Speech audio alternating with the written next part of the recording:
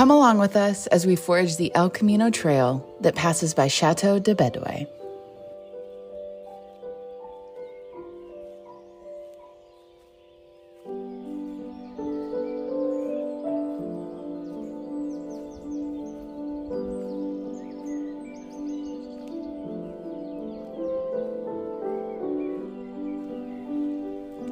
Winding through France, down into Spain, this historic trail was created as a pilgrimage to Santiago de Compostela, where the body of Saint James is said to have been buried.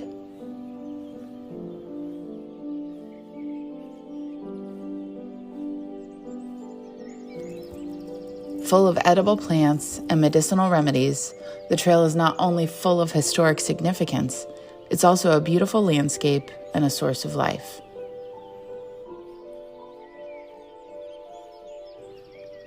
From rose hips that boost immunity to figs full of antioxidants, this trail is a marvel we love to admire.